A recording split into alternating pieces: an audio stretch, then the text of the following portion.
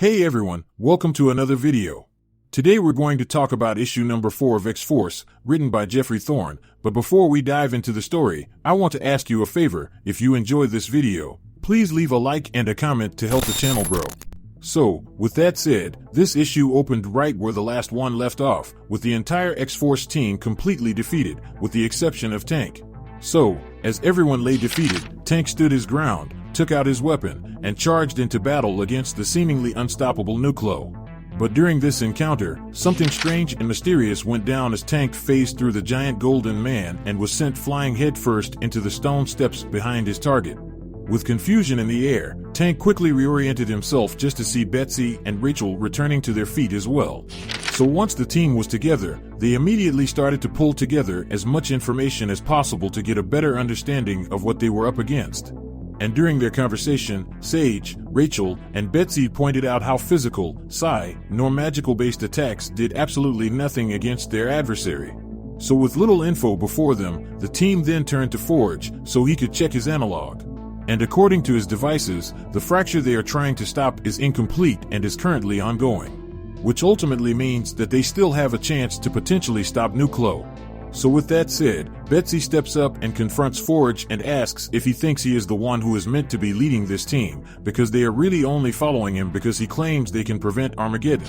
Now based on their previous exchange, Betsy had to ask, what exactly did they prevent on this day?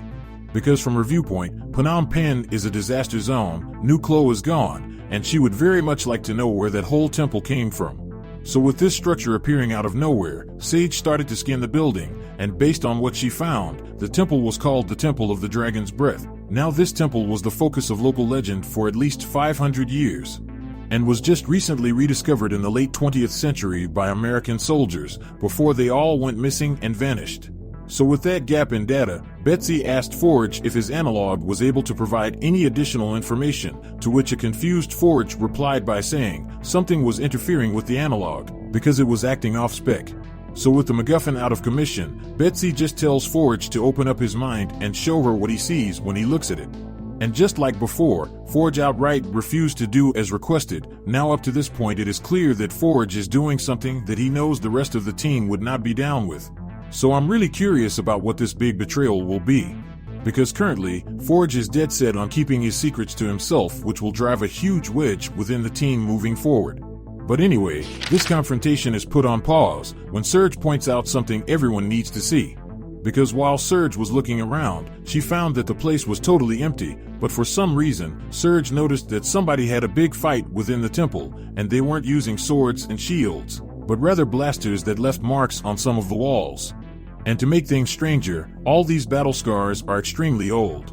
So whatever happened within this temple was a long time ago. So as the team continued their advancement down the corridor, the fracturing team stumbled upon something that was clearly magical by nature. So as the team looked on, they could tell this magical door was in temporal flux. Basically, it was some sort of time-traveling thing that resembled a dimensional shift. So with the magical side more or less explained, the team then turned to Forge and Sage for their explanation. To which Forge stated it is definitely a part of the fracture, and Sage continues to say that the building is of Cambodian architecture, with multiple examples of sacred geometry are carved in the walls.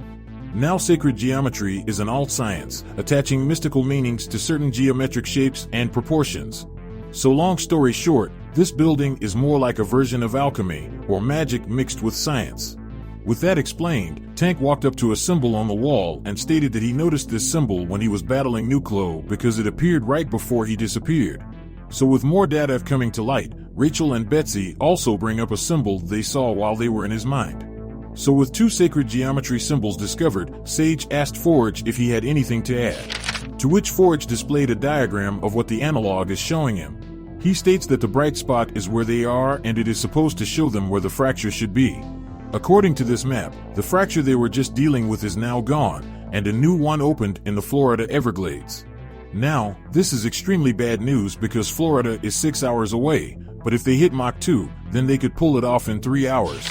But again, if this fracture is anything like the one they just faced, then it would be over before they even get there. So with their backs against the wall, the team asks if his ship could teleport or something, to which Forge states no because he didn't have the materials to pull it off. So with all hope lost, Betsy steps up and states that she could get them there in time. Because, according to Betsy, this pool is a dimensional nexus which is based on the other world's magic, which means she can still manipulate it as Captain Britain. Because Captain Britain can touch all nexus points. Now, normally, she can only move between wherever she is and Otherworld, but the Everglades is also a nexus, so she should be able to open a door to take them there. So, with a slash of her blade, a portal opened. The team took a brief moment before diving in and appearing in Otherworld. And once in, the team took off at top speed to the next location in order to appear in Florida. And while they ran, Rachel and Betsy had a small exchange about how they were taking a risk slipping through Saturnine's lands, which I think would play a role later on in a storyline involving Betsy. But anyway, once they hit their exit point, Betsy cut open yet another portal and allowed the team to exit directly in Florida. And once there, they were met by a wave of creatures attacking the civilians, so with the battle on, the team sprung into action. And as they fought, Sage brought up how she was tracking at least 40 dimensional rifts in the immediate vicinity, and the only way to stop it all was to take out Nuclo. So with the target in mind, Forge asked Betsy and Rachel if they could track Nuclo's psi signature. Now with the marching orders given, Rachel wasted no time and attempted to track down his location. However, strangely enough, something went wrong, as if her connection to him was scrambled to the point where she couldn't get a fix on his location. So with his coordinates up in the air, Sage added more bad news to the mix, saying that an additional 60 rifts had just opened within a 2-kilometer radius of their location, which was proof enough that the effects of whatever was going on were expanding. So just as things started to look bad, Surge came in at the last minute and got eyes on the target. Before the Golden Man could get away, the team descended upon him and started to lay down their attack. And as they fought, Nuclo just continued to shrug off the blows from above as he made his way into the swamp. With things heating up, the battle continued as Tank delivered what would usually be a jaw-breaking blow to Nuclo. Now this attack was quickly followed up by Rachel and Betsy trying their worst, while Sage laid down supporting fire and informed the team that 20 more rifts had opened and military satellites are now tracking this event. But see, the military wasn't the only ones who noticed the chaos, because on the next page, the Man-Thing arrived on the scene. And once he arrived, Betsy explained how the Man-Thing is a guardian of the Nexus who protects the dimensional crossroads. And at this present moment, the Green Giant must see Nuclo as a threat, so as you may have guessed, the battle was once again on, as the Green fought the Gold. And at first, the battle was going in Man-Thing's favor as he towered over Nuclo and beat both his clones into submission. But that quickly changed when the two Nuclo combined back into one and regained the upper hand. And after a vicious double hammer hand blow, Man-Thing was pounded into the earth with no mercy. Now following the fast defeat of Man-Thing, the X-Force refused to give up and kept the main thing, because in their eyes, nothing changed. For their goal was still to hit him hard and fast, for they have to stop giant-sized Nuclo. But before they could, a giant thunderbolt ripped through the sky and struck their target directly in the chest, sending him crashing onto the floor. So with that hit delivered, on the last page, we see a different dimension Avengers on the scene, and this universe version of Storm states that their incursion into their lands ends now, for they will stop this devastation or they will die. So with that said, this issue of X-Force comes to an end. Now down in the comment section below, let me know your thoughts about this issue and what predictions you could have moving forward. So with that established, I hope you enjoyed this video, and please don't forget to leave a like and a comment if you want to see more videos like this. Thank you for watching, and I'll see you in the next video.